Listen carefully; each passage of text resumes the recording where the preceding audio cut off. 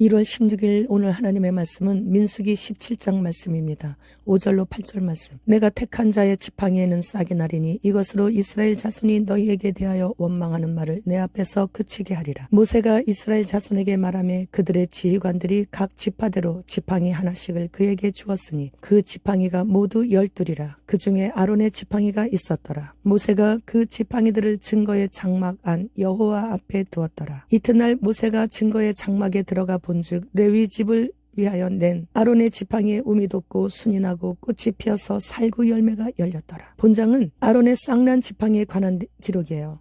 고라 일당의 반역 사건 때문에 흐트러진 종교 제도의 질서와 권위를 회복하기 위해 후속 조치로 하나님은 12지파의 지팡이를 취하여 각 족장들의 이름을 적으라고 하신 후 이튿날 아론의 지팡이에서 살구 열매가 맺게 하심으로 지도자의 권위를 확고히 해주신 내용입니다. 모세와 아론의 지위와 권위에 불만을 품고 시작된 고라 일당의 반역으로 말미암아 하나님의 직접적인 개입하심으로 인해 고라 일당은 완전히 멸망당했지만 후속 조치를 취하고 관련 규례들을 보완하게 하셨습니다. 그러나 여전히 아론의 제사장직에 대해 불만을 품고 부정적인 입장을 취하는 자들이 있었기에 하나님께서는 각 가문별로 지팡이 하나씩을 거두어 12지팡이의 지도자 이름을 각각 쓰게 하고 레위 지팡이에는 아론의 이름을 쓰게 하사 하나님께서 직접 임명하신 제사장직에 대한 정당성을 모든 사람들이 직접 눈으로 볼 수 있도록 아론의 지팡이에서만 싹이 나게 하셔서 입증하셨기에 각 지파의 지도자들과 백성들은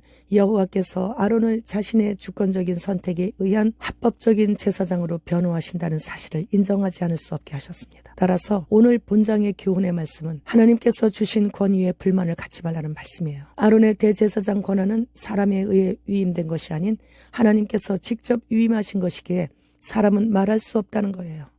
그렇기 때문에 하나님께서 주신 권위에 도전하지 말라는 뜻으로 아론의 지팡이에만 싹이 나게 하시고 꽃이 피게 하시고 살구 열매까지 열리게 하신 것입니다. 고라 일당의 참혹한 죽음과 아론의 쌍난 지팡이에서 살구 열매가 맺히는 기적을 목격한 백성들은 하나님께서 자신들을 완전히 멸망시킬지도 모른다는 두려움에 휩싸이게 되었기에 이제는 더 이상 성소로 나갈 수 없게 되었다는 불안감까지 느껴 자신들의 죄를 깨닫지도 못하고 참된 회개도 하지 못하고 여전히 불안감과 두려움에 떨었습니다. 12절로 13절 말씀.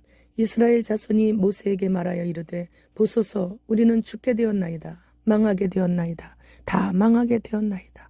가까이 나아가는 자 곧 여호와의 성막에 가까이 나아가는 자마다 다 죽사오니 우리가 다 망하여야 하리이까. 고라 일당의 참혹한 죽음과 아론의 쌍난 지팡이에서 살구 열매가 맺히는 기적을 목격한 백성들은 하나님께서 자신들을 완전히 멸망시킬지도 모른다는 두려움에 휩싸이게 되었습니다.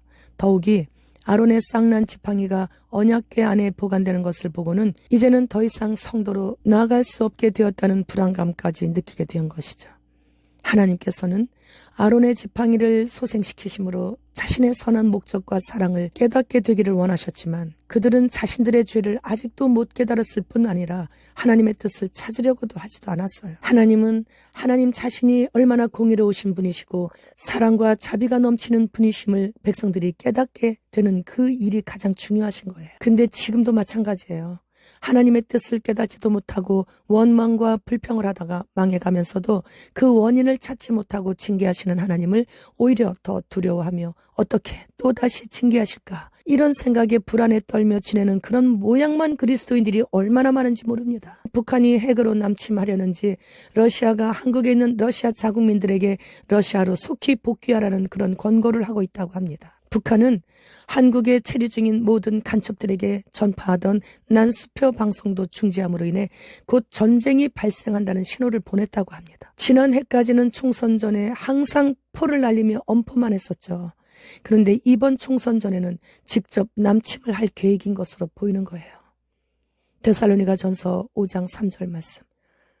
그들이 평안하다 안전하다 할 그때 임신한 여자에게 해산의 고통이 이름과 같이 멸망이 갑자기 그들에게 이르리니 결코 피하지 못하리라. 우리는 오늘까지 안전한 치안 속에서 부유를 누리며 평안하게 살고 있었습니다. 그러나 내일 어떤 일이 일어날지를 모를 정도로 지금 긴박한 시간을 보내고 있습니다. 오늘 내가 주님 앞에서 해야 할 그 일들은 주님께서 부르시는 그 시간까지 최선을 다하며 충성하다 가야 합니다. 두려워하지 마십시오. 주님께서 우리와 함께 하신다고 말씀하셨습니다. 세상 끝날까지. 할렐루야. 주님 어서 오시옵소서.